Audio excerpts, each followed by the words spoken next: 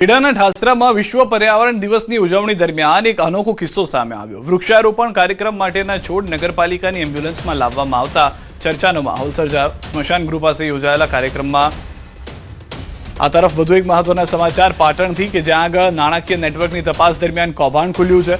નાણાકીય નેટવર્કની તપાસ દરમિયાન આ મોટું કૌભાંડ આવ્યું છે। હાલમાં આપને જણાવી દઈએ તે પ્રમાણે પાટણમાં 398 કરોડના સાયબર રેકેટનો પર્દાફાશ થયો છે। ઓપરેશન મ્યુલ હન્ટ અંતર્ગત તપાસ કરવામાં આવી છે અને પાટણથી જે સમાચાર છે તે પ્રમાણે નાણાકીય નેટવર્કની આ તપાસ દરમિયાન કૌભાંડ ખુલ્યું છે। પોલીસને પહેલેથી જ છૂટો દોર આપવામાં આવ્યો હતો। ઓપરેશન મ્યુલ હન્ટ અંતર્ગત તપાસ કરવામાં આવી તો નાણાકીય નેટવર્કની તપાસ દરમિયાન આ જાણકારી પ્રાપ્ત થઈ। પાટણ ચાણસ્મા હારીજમાંથી 14ની અટકાયત કરાઈ છે। ગેરકાયદેસર બેંક ખાતા અને નાણાકીય નેટવર્કની તપાસ દરમિયાન કૌભાંડ સામે આવ્યું છે। આરોપીઓ ખાતાધારકોને રોકડ રકમ અને માસિક કમિશનની લાલચ આપી ખાતા ભાડે લેતા હતા। ખાતેધારકો પાસેથી એટીએમ કાર્ડ, ચેકબુક અને કોરા સહીવાળા ચેક પણ મેળવી લેવાતા હતા।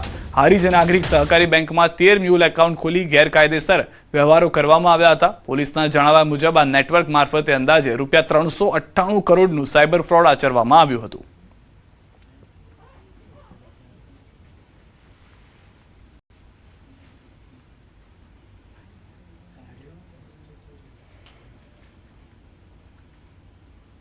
સાયબર પોલીસ સ્ટેશનને અમુક મ્યુલ અકાઉન્ટ્સની માહિતી મળી હતી, જેના આધારે અમારા પીઆઈ અને પીએસઆઈ અને સ્ટાફના માણસોએ એનું એનાલિસિસ કરતા અને ભારત સરકારના સમન્વય પોર્ટલ અને એનસીસીઆરપી પોર્ટલ ઉપર જઈ અને ડિટેલમાં તપાસ કરતા પાટણમાંથી 13 જેટલા મ્યુલ અકાઉન્ટ, જેમાં 398.43 કરોડના શંકાસ્પદ નાણાકીય વ્યવહારો મળી આવ્યા હતા।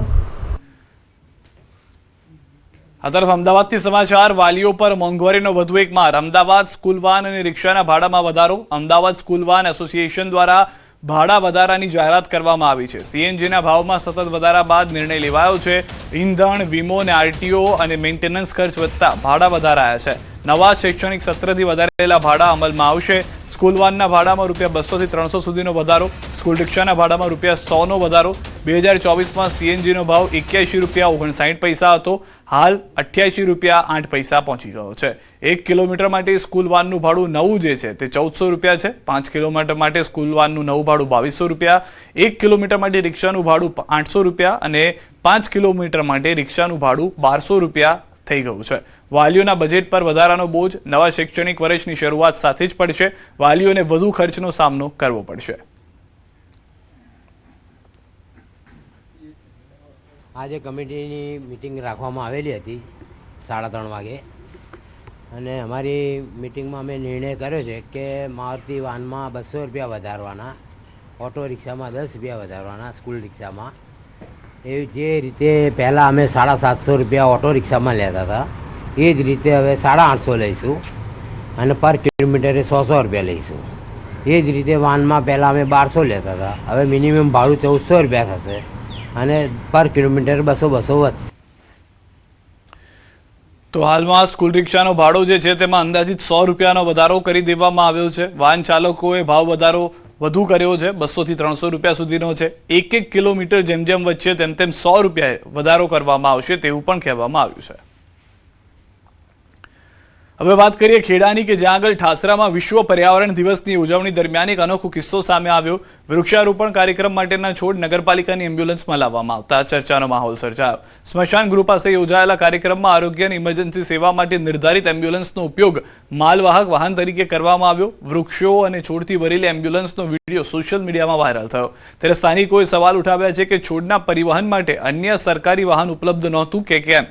આ ઘટનાએ નગરપાલિકાની કાર્યપદ્ધતિ અને આરોગ્ય સેવાઓ પ્રત્યેની ગંભીરતા અંગે ભારે ચર્ચા જગાવી છે।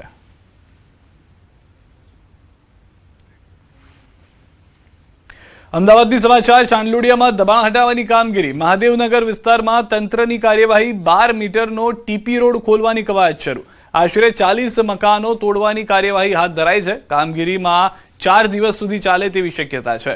કાર્યવાહી દરમિયાન સ્થાનિકોમાં ભારે રોષ જોવા મળ્યો છે। અનેક ભાવુક દ્રશ્યો સર્જાયા। એએમસીના એસ્ટેટ વિભાગની ટીમ દ્વારા પોલીસ બંદોબસ્ત વચ્ચે કાર્યવાહી કરવામાં આવી રહી છે। કોઈ અનિચ્છનીય ઘટના ન બને તે માટે મોટી સંખ્યામાં પોલીસ કાફલો તૈનાત કરાયો છે। હાલમાં ચાંદલોડિયામાં દબાણ હટાવવાની કામગીરીના દ્રશ્યો આપ જે રીતે જોઈ રહ્યા છો। દબાણ હટાવવાની કામગીરી દરમિયાન લોકો રસ્તા પર આવી ગયા હતા.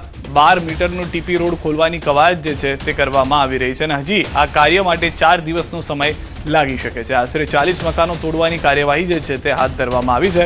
વધુ માહિતી ન્યૂઝ 18 સમાચાર પ્રણવ પાસેથી મેળવીશું. પ્રણવ, જે તે દબાણ હટાવવાના વિરોધમાં લોકો ઉતરી આવ્યા છે, શું પરિસ્થિતિ છે હાલમાં? ચોક્કસ નગરપાલિકાના એસ્ટેટ વિભાગ તરફથી આજે જે કામગીરી થઈ રહી છે તે ચાંદલોડિયા વિસ્તારમાં થઈ રહી હતી.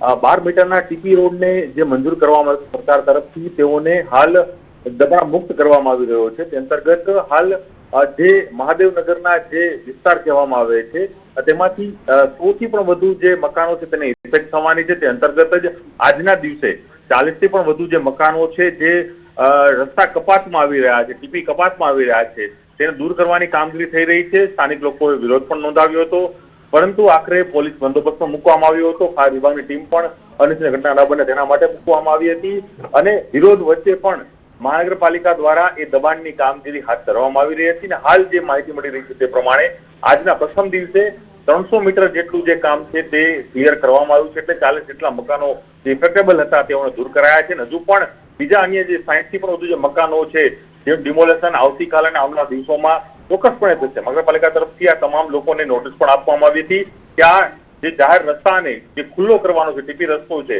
અને ત્યાં સ્થાનિક ધારાસભ્ય દ્વારા પણ રજૂઆત કરવામાં આવી હતી કે અહીં પાણી ભરાવાની સમસ્યા થઈ રહી છે, અહીં નવી drainage line, storm water line નાખવાની જરૂર છે. તે અંતર્ગત જ આ ટીપી રસ્તો ખુલ્લો કરવાની કામગીરી દરમિયાન જ સ્થાનિક લોકોએ વિરોધ પણ કર્યો હતો, હોબાળો પણ મચાવ્યો હતો. એક સમય માટે કામગીરી રોકવી પણ પડી હતી, પરંતુ આખરે નગરપાલિકાએ આ ડિમોલિશન હાથ ધરી છે. જી આભાર પ્રણવ, સમગ્ર માહિતી બદલ. સુરતના કતારગામ વિસ્તારમાં આવેલી નાસિરનગર ઝૂંપડપટ્ટીમાં થયેલા કથિત ગેરકાયદેસર ડિમોલિશનને લઈને વિવાદ થયો છે. સ્થાનિકો અને જનપ્રતિનિધિઓએ કાર્યવાહીને ભૂતિયા ડિમોલિશન ગણાવી છે અને આક્ષેપ કર્યો છે કે કોઈ પૂર્વ નોટિસ કે કાયદાકીય પ્રક્રિયા વિના 100 થી વધુ ઝૂંપડાઓ પર બુલડોઝર ફેરવી દેવામાં આવ્યા, જેના કારણે અનેક ગરીબ પરિવારો ઘરવિહોણા બન્યા. ડિમોલિશન બાદ મનપાના ઉચ્ચ અધિકારીઓ દ્વારા આવી કોઈ સત્તાવાર કાર્યવાહી થઈ હોવાનો ઇનકાર કરવામાં આવતા મામલો વધુ ગરમાયો. આ ઘટનાને લઈને જવાબદાર અધિકારીઓને સસ્પેન્ડ કરવાની તેમજ વિશેષ તપાસ સમિતિ રચવાની માંગ સાથે મ્યુનિસિપલ કમિશનરને રજૂઆત કરવામાં આવી છે. આ મુદ્દો હવે ગુજરાત હાઈકોર્ટ અને ચીફ જ્યુડિશિયલ મેજિસ્ટ્રેટ કોર્ટ સુધી પહોંચ્યો છે, જ્યાં પીડિતો દ્વારા કાયદાકીય લડત શરૂ કરવામાં આવી છે. Without following procedure of law mandatory એનું ડિમોલિશન કરવું નહીં અને અમને મનાઈ હુકમ આપો, વત્તા જે ગેરકાયદેસર રીતે મકાનો તોડી પાડ્યા છે એના માટે સુરતની ચીફ જ્યુડિશિયલ મેજિસ્ટ્રેટ સાહેબની કોર્ટમાં એક ફોજદારી અરજી અમે કરીને FIR રજીસ્ટર કરાવવા માટેની દાદ માંગીશું. એ તૈયાર છે, લગભગ કાલે દાખલ થઈ જશે. મહાનગરપાલિકાના મ્યુનિસિપલ કમિશનર ચૂંટાયેલા જનપ્રતિનિધિઓને જવાબ આપે છે કે સુરત મહાનગરપાલિકાએ ડિમોલિશન કર્યું નથી.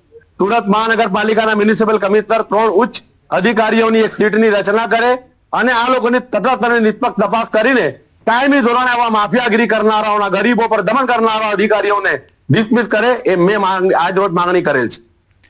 ભરૂચ શહેરની ઐતિહાસિક જૂની જુમ્મા મસ્જિદમાં થયેલા ગેરકાયદેસર દબાણને લઈને તંત્ર દ્વારા કાર્યવાહી શરૂ કરવામાં આવી છે. મસ્જિદ પરિસરમાં આવેલ વજૂખાનું સહિતના મંજૂરી વિના બનેલા બાંધકામને દૂર કરવાની કામગીરી હાથ ધરાઈ છે. લાંબા સમયથી ચાલતા વિવાદ અને કાનૂની પ્રક્રિયા બાદ સંબંધિત વિભાગે આ પગલું ભર્યું હોવાનું જાણવા મળે છે. કાર્યવાહી દરમિયાન કાયદો અને વ્યવસ્થા જળવાઈ રહે તે માટે સ્થળ પર પોલીસ બંદોબસ્ત અને અધિકારીઓ તૈનાત રાખવામાં આવ્યા હતા.